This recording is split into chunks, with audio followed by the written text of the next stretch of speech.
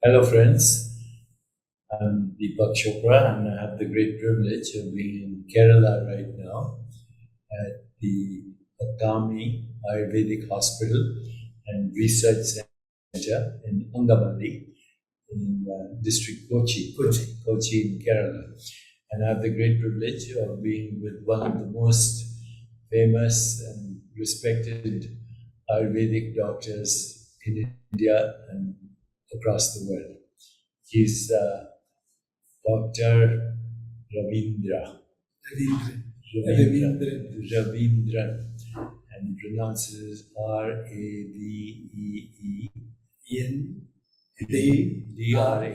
Raveendra. And I had the privilege of receiving this gift from him today. This is a little statue of Dhanvantri. Dhanvantri is considered the Lord and divine embodiment of the ultimate authority in Ayurveda. Tell me a little bit about Dhanvantri. Dhanvantari is an incarnation of Lord Mahavishnu, God of healing. Actually, there was a history when Devas and Asuras were having the fight, then Devas were losing their strength. Then Devas are the divine beings. Divine beings. Then in the river Palari, they were doing manthan. That means from the Palari river, they were searching for nectar actually. Finally, Lord Dhanvantari came with one hand nectar, the other hand is symbolic representation of blood-related disease, leech, and Mahavishnu's Shankar and the Sudarshan Chakra. Yes. God of healing, actually. God of healing, the divine incarnation of healing. Dr. Raveendran, share with our audience a little bit about your background. Where were you born? What was your education? Your ancestors? You're third generation or fourth generation? Actually, I'm from a traditional Ayurvedic family. My father, grandfather, his uncle, all were into Ayurveda. I went to Coimbatore Ayurveda College for the formal studies, and after having the degree, I was working for Ayurveda Pharmacy Coimbatore, retired as the medical director of Coimbatore Ayurveda Pharmacy. After retirement, moved to my place, Kerala. Now started a small beginning of Arsha Kerala Ayurvedic Medicine and Innovations, Akami Ayurveda Hospital and Research Center at Ernakulam, Kochi. And in this facility, where, by the way, I've been for the last 1 week, enjoying the amazing Panchakarma treatments and herbal remedies for rejuvenation, including all kinds of decoctions, amazing Ayurvedic massages and cleansing processes, which I'll talk to you about in a moment.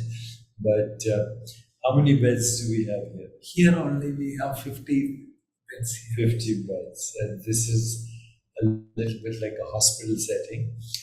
And 50 people at the same time, it's always booked, of course. And there is a lot of, how many doctors you have?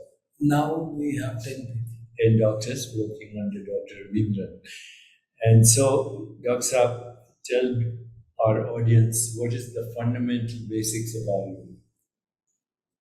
Fundamentals of Ayurveda is Panchamahabhuta, the 5-element theory, which is when Ayurveda, what is seen in the universe is in us actually.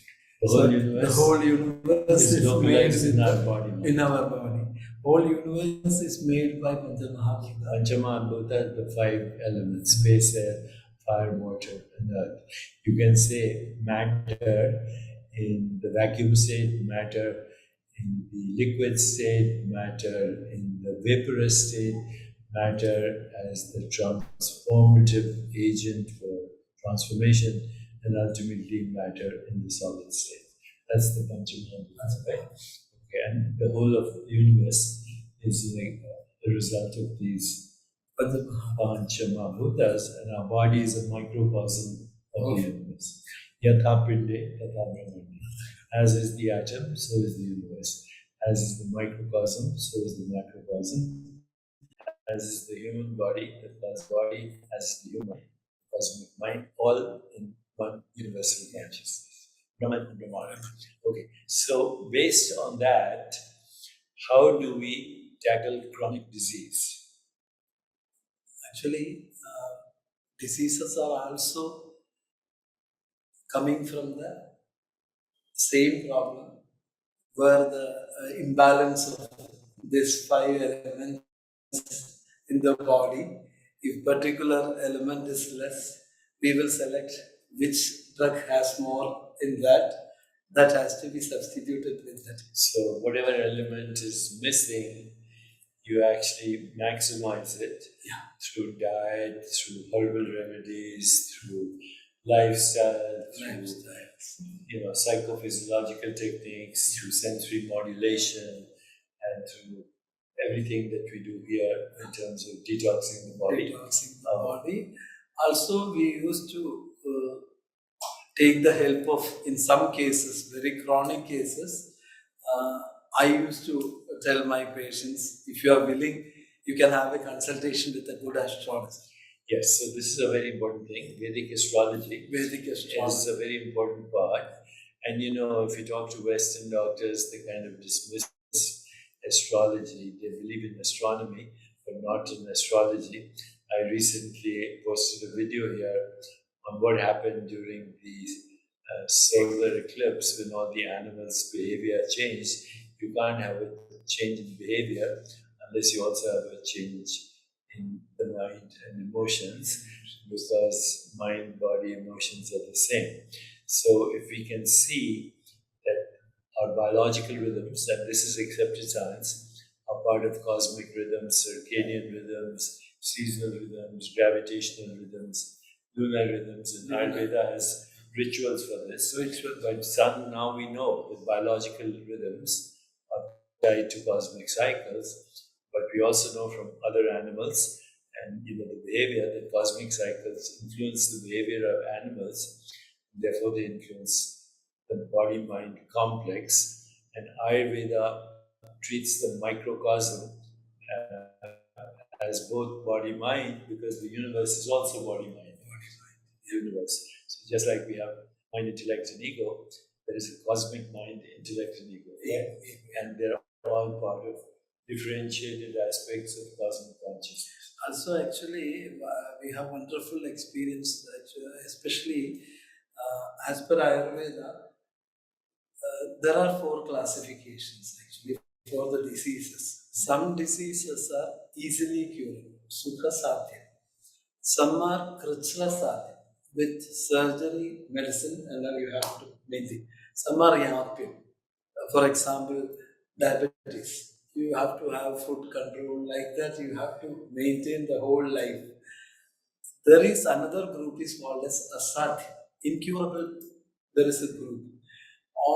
Most of the degenerative diseases, autoimmune diseases, all comes under that group in Ayurveda.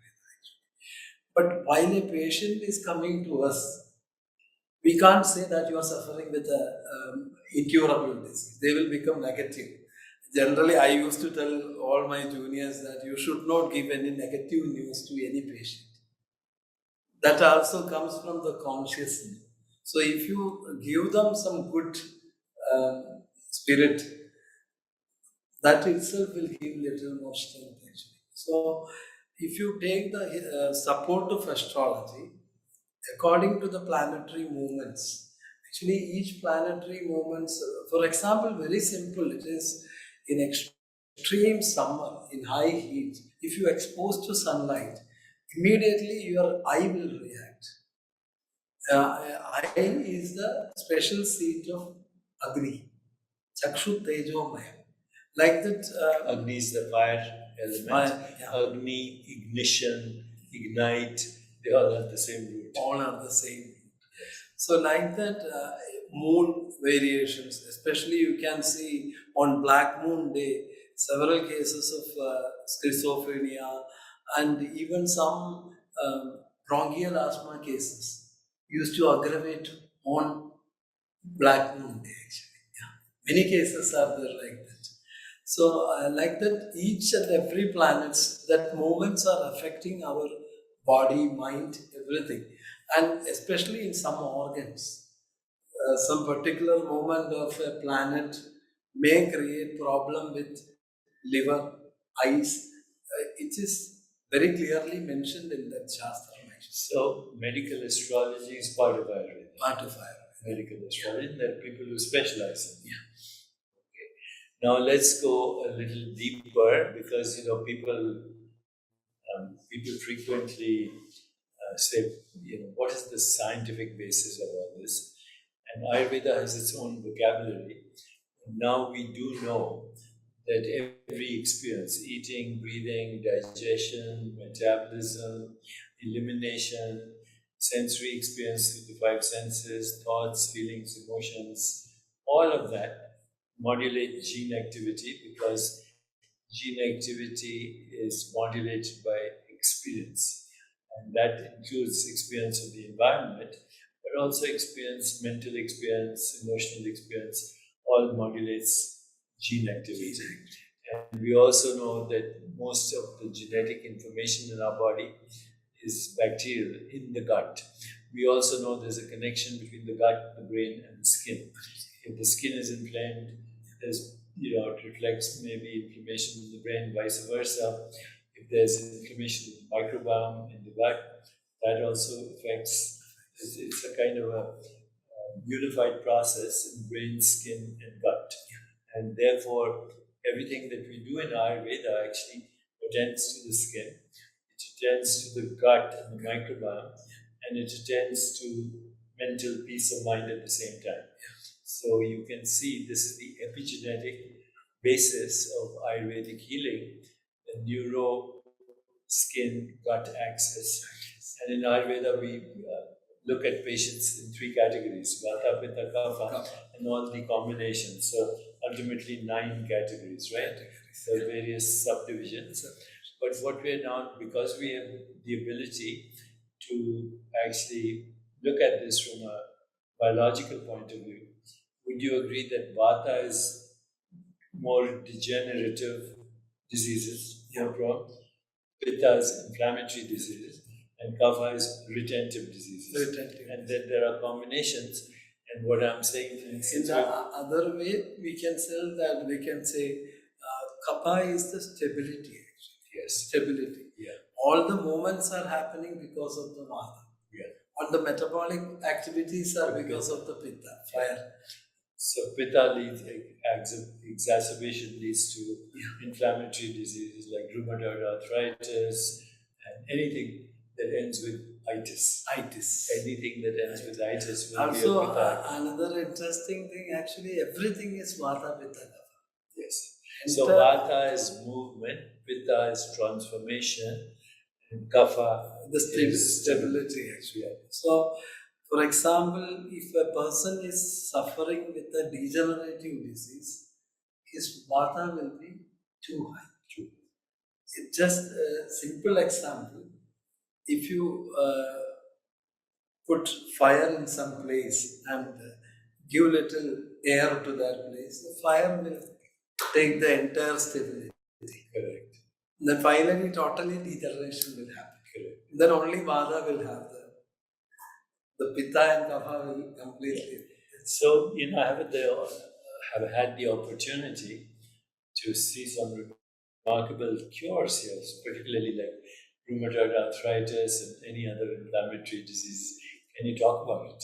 Actually, I was a part of NIH, National Institute of Health, had conducted a study on randomized study on rheumatoid arthritis, double-blinded, methotrexate versus with traditional Ayurveda. It was guided by NIH. Dr. Daniel First was the main director for the research, and the protocol was made by him. The pilot study was very successful, and it was very supportive for Ayurveda. They have published the NIH website. They have published the papers that is on rheumatoid arthritis. Also, we had a research on diabetes mellitus in collaboration with the University of Latvia. That is also going to publish. The results are very favorable for that. That and all shows the scientific side of Ayurveda. Unfortunately, Ayurveda is written in the language of Sanskrit. And even now, the application is very clear, it is visible. Also, we have done a research on Duchenne muscular dystrophy. We have selected 43 children from particular area, and almost 10 years crossed now. The study started, and comparing with all other patients suffering with Duchenne muscular dystrophy, these 43 children are much, the health-wise, they are able to do better than any other children. And 3 of them crossed 23 years now. So, as we grow older, the chronic diseases that are most prevalent in the world are metabolic syndrome and diabetes, for which Ayurveda is really good. Then you have cardiovascular disease, Ayurveda is very good. You have neurodegenerative disorders, you just mentioned Duchenne, and you've had extraordinary results. And then you have autoimmune illnesses. So we talked about chronic disease, but also Ayurveda and Ayurvedic practices, they extend lifespan. In fact, there's a phrase in Ayurveda Amritana, which is for longevity and health span. And there's a lot of research happening in the West right now on signal molecules, adaptogens, but it's all very reductionist. On the other hand, the Ayurvedic principles treat the body as a field of awareness, which is self-regulating.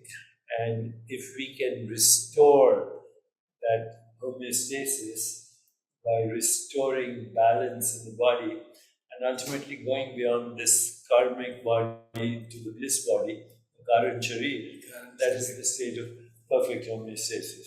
So I have a new book called Quantum Body, and the quantum body is my word for Karan Sharir, the most fundamental level of existence, which is a reflection of the bliss body. And that's a very valid concept in Ayurveda, correct? So for longevity.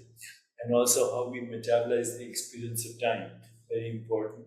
Longevity, actually, Ayurveda has 8 branches. Please tell us. 8 branches is Kaya, Bala, Graha. In that 8 branches were Kaya Chikitsa, general medicine, Bala Chikitsa, pediatrics, Kaya, Bala, Graha means actually psychiatric problems, Urdhvanga, ENT, Shalya, surgery, Sushruta was the father of surgery, Damshtra means toxicology, Shalya Damshtra, Jara Vrisha, geriatrics, and aphrodisiac. Aphrodisiacs too. It is to restore sexual vitality. Vitality. There is a separate branch mentioned in Ayurveda thousands of years before. So I'm here and I'm collaborating with Dr. Raveendran on creating a longevity protocol and a health span protocol, which has many elements that are missing in the longevity practices in the West.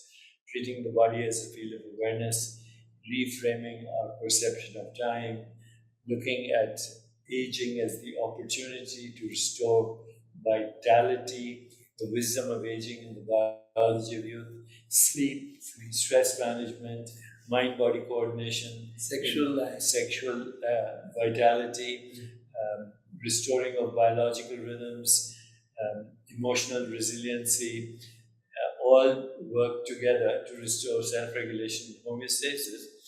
Now we can measure epigenetic activity, we can measure inflammation, we can measure the biological markers of aging, such as telomerase and telomere length. It is easy to prove the scientific background of Ayurveda in the modern world. And Actually, we are also Ayurveda is not a science for treating the sick people. It's It is for longevity. It is for dharma, artha, kama, mokshanam, arogyam, moolam, uttama. Please explain. This is very good. Dharma, artha, kama, mokshanam. Actually, the four goals of life: dharma, artha. So dharma is life purpose. Artha is material success and material wealth. Kama is sexual vitality, and moksha is freedom from karma. This is the real reason. This four part has to be balanced to achieve the liberation, the moksha. Actually, on the way to moksha, if somebody is getting a problem, physical, take this medicine and come out of it. This one surgical. It is for living a good, balanced spiritual, mental, and physical life. Health. So we are now collaborating to create a world-class center and extend the services provided here, but also to do research at the same time. Epigenetics, microbiome, gene activation, inflammatory markers, and studying cellular health. We'll all be collaborating on this. It already is a world-class center. We want to extend. Also, we are coming with a new hospital block. There will be more than 150 beds and 30 villas will be there. It's in around 38 acres of land, actually. So we received a very good summary of Ayurveda longevity practices. And then, of course, now we are looking at Vedic astrology. There's a role for rituals also, which, the value of ritual always is to trap attention and intention and then channel it for healing or homeostasis. Can you talk a little bit about that? Yeah, actually, as per the Vedic thing, some of the diseases are karmic. Purva Janma Kridam Papam Vyadhi Rupena Jayate. Some karmic things are coming as disease from the previous birth. You are getting problems in this birth. Tat Shanti. There is the remedy is Aushadham is medicine is only one. Japa Homa Mani Mantra Aushadhadari. Even chanting the mantras, performing havans. Havan is actually, it is very effective. For example, if somebody is keeping a piece of cotton soaked in the chloroform nearby your nostril, you will become unconscious. Little chloroform.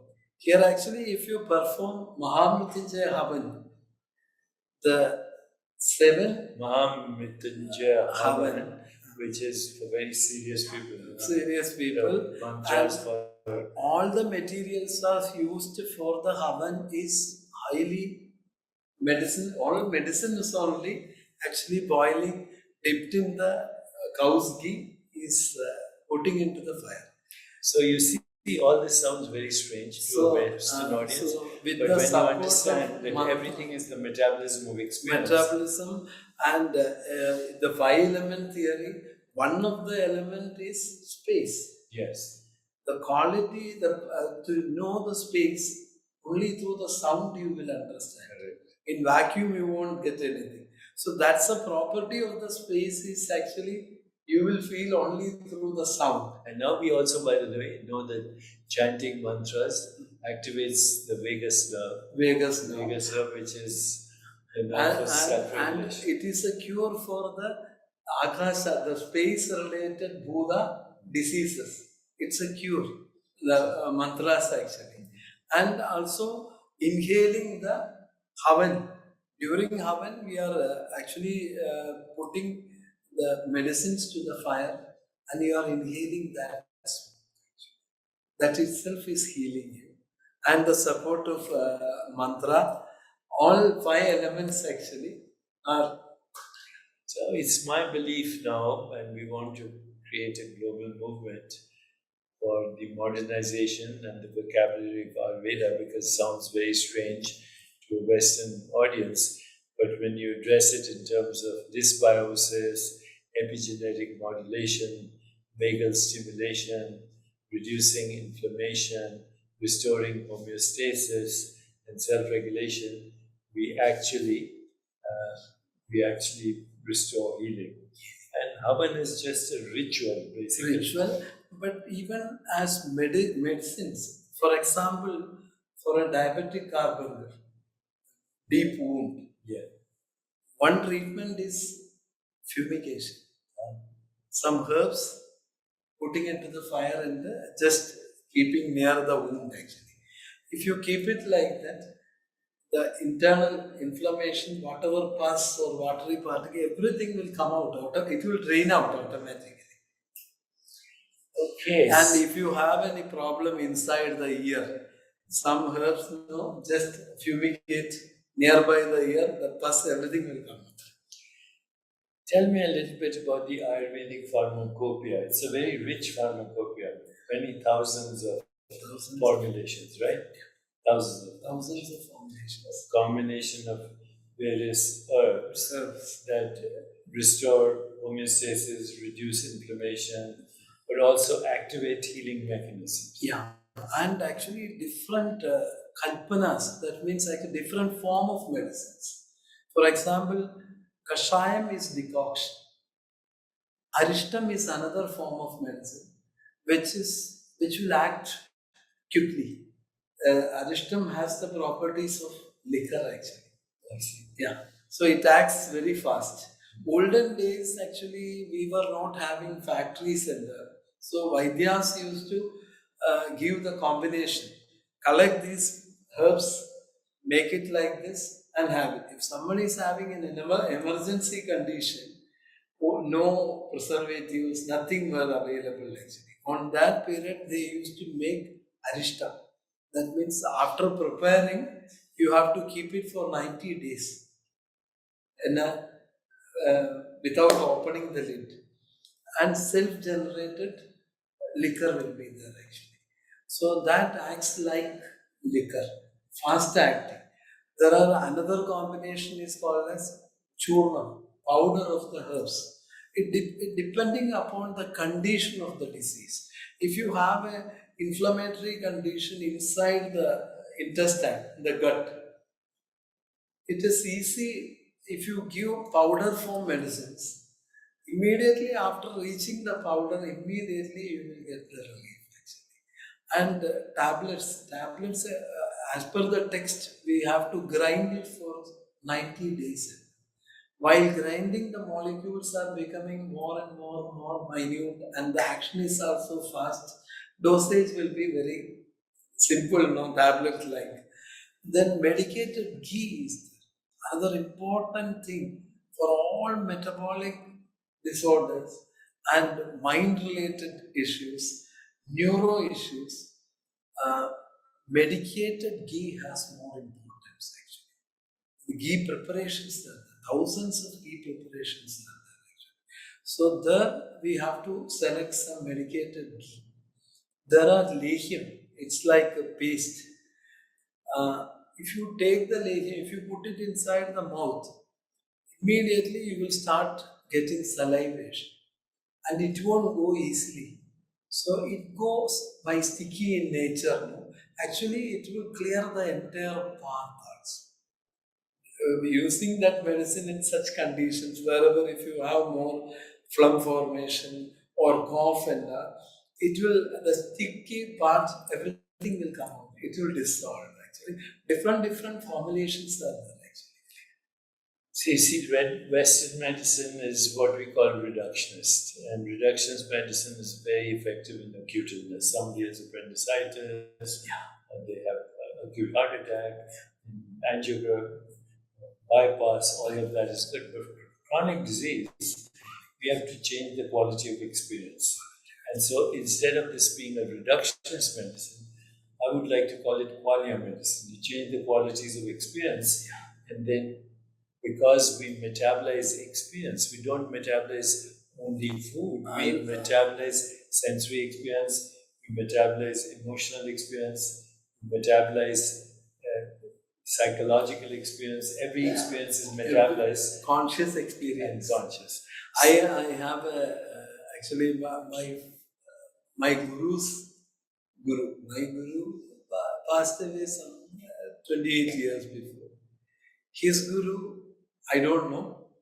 I was a small kid actually at that time, years before. There were no conveyance, car and all, very less. And my guru's guru was staying 100 kilometers away from my guru's place. And early morning, actually my guru came for his wife's birthday to celebrate her birthday. But early morning, 4:30, he took bath and dressed. Then grandmother asked, "Where are you going? You came for the birthday." "No, birthday will come next year also. I have a feeling to meet my guru." Sometimes somebody may come. On that period, there were no telephones, no mobile, no telephone, nothing were there actually. Then he told sometimes he may send somebody here. If somebody is coming, tell them that I went to his place. My guru went to see his guru. He was sitting on a easy chair, veranda. By seeing him, he was very happy and showed an action with the happiness. In Ayurveda, there is some lakshanas are called as Rishta Lakshana. Rishta Lakshana means while a patient is showing some particular action, some color change and that, it shows that the person is going to die within this much hours, this much days, this much months. In Charaka Samhita, it is detailed, it is written in Charaka Samhita actually. So he showed that by seeing my guru that, oh, happy. But on that period, no, you can't go directly to him. You have to take bath. Then only you are allowed to go nearby him. So he went to him. He was very happy, and he could make out he is leaving us. Then all family members, my guru had called all other family members to give. We have a ritual actually before the death. If you know that, we used to give water. That also by chanting Narayana mantra with tulsi leaf. We'll put tulsi leaves in the water, chant Sahasra Vishnu Sahasranamam or Narayana mantra, and give the water actually with prayers. Actually, my guru's guru died in his left hand actually by taking that. That is the telepathy. Real telepathy is that actually. The conscious makes the non-local dormant potentials. That's what they are. So let me ask you one or two more questions, because I've had 10 days or 7 days of rejuvenation. I feel totally energized. I feel joyful, energetic body. I feel great love in my heart. My mind is clear and a lightness of spirit in 1 week. But you and I were talking about something else the other day. Kuti Pravesh, Kaya Kalpa. Can you say a few words about that? What is that? Because it's not widely practiced. I'm considering doing it myself. It's not widely practiced, and nowadays no proper practice. Some people are trying to do it. Actually, it is actually Kuti Praveshika means Kuti means a hut. Yeah. There will be 3 layers for the hut. One layer opening is towards east, means the next layer will be opening towards west. The other layer towards north. There won't be direct light or direct breeze. Nothing will reach there actually. After the cleansing, after the Panchakarmas, after the cleansing the system, we used to send the patient into the hut isolation, and giving particular drug which is formed for him, the special medicine, herbal medicine. Other than milk, no other food. By the way, the milk is pure. It's not contaminated with steroids or hormones. Pure cow milk. Yeah. And that is a rejuvenative therapy, right? Yeah. Where actually even my guru had, he heard from his guru that actually he didn't see, his guru had seen another patient hundreds of years before. During this Kuti Praveshikam, after certain days, your nails will go, skin will get peeled off, hairs will go, everything will come rejuvenates. So, if you hear all this and you've never been familiar with this, it sounds a lot of superstition. But if you go into the science, you understand. We are looking at the microbiome, we're looking at gene activity, we're looking at vagal stimulation, we're looking at reducing inflammation, and all these things now are measurable. So we have a process here where we're going to continue to do research, to reframe some of these things in modern scientific terminology. Actually, we have to reprove Ayurveda for the modern society. And yet, Sushruta and Bhagavad go back thousands of years. Thousands of years. I remember Sushruta, how many thousand years? Must be 10,000, 8,000. Whatever. So in Sushruta's text on diabetes, he says, here's a description of diabetes in Sushruta. Eating but always hungry, drinking but always thirsty. The poor patient watches his flesh melt away in a stream of sugary urine. Yeah. Today we call that polydipsia, polyuria, polyphagia. And they have written 20 types of diabetes. In the West, we recognize 2 or 3. 20, even heart diseases, worm-induced, due to worm infection, heart disease can happen. Sure. Yeah. Of course. It is, so many things are there actually. And surgery. So Sudha surgery, even nasoplasty, and that's still everything. And the surgical instruments, still same. So those are the classic texts: Sushruta and Charaka Samhita, and Bhagavad. And we can do. So chanting, we know, stimulates vagal stimulation, but there are specific chants also, right? Yeah, mantra chants. Okay, before we stop, can you share with me your relationship with Dhanvantri? This is a gift I got from you. Maharishi Mahishogi also gave me a gift of Dhanvantri, and he also. Actually, that is also a consciousness.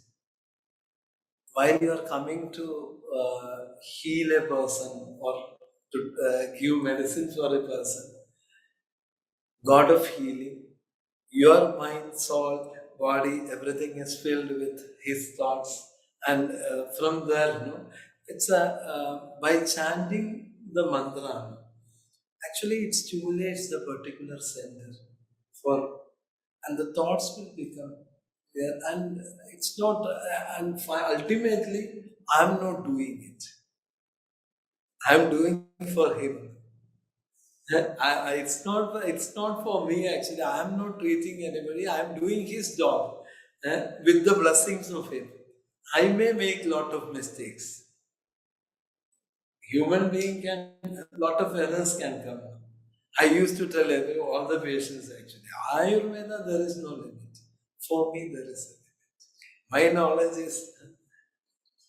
So if you surrender to Him with the mantra, with the proper upasana actually, you have to do daily rituals. Automatically, whatever you are praying, that energy will be more in you. And you do these rituals. There are 8 or 9 temples here. We do rituals. So, dear friends, some of these beliefs and ideas will challenge your thinking. But if you have an open mind, Ayurveda is the science of longevity. Ayurveda Amritanam. Ayurveda is based on the idea that the human body and the cosmic body are one. Yatha Vrinde, Tatha Brahmande. Kshetram Kshetrajna. Kshetra and Yeah. Kshetrajna. Treats the body as a field of awareness. Kshetra and Kshetrajna. In chapter 13 of Bhagavad Gita, Lord Krishna says, I'm the Kshetra and the Kshetra. That is another beauty of Indian knowledge systems. All 64 arts and all science, the fundamentals are coming to 5 element theory. Including pujas in the temples, rituals, everything is finally coming to the 5 element theory. Music, again, there's 5 elements. Astrology, astronomy, everything. Vastu, there is another science called Natya Shastra, Natya Shastra, everything. Kalari Putti, Kalari, martial martial arts. So it's a very big science, incomprehensible. All Indian knowledge systems are based novice. in this Panchamahabhuta. So thank you for sharing this amazing conversation. I invite you to actually give us your feedback in comments. Would you like to end with a little chant for that mantra?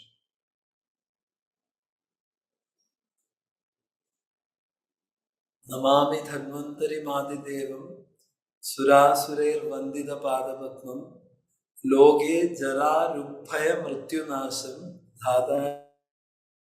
Dhadamisham Dividhaushadina. So this is healing. Healing is the return of the memory of wholeness. When we return to our true identity, which is cosmic, we are holy and we are healed. Thanks to Lord Nandandri. Thank you so much.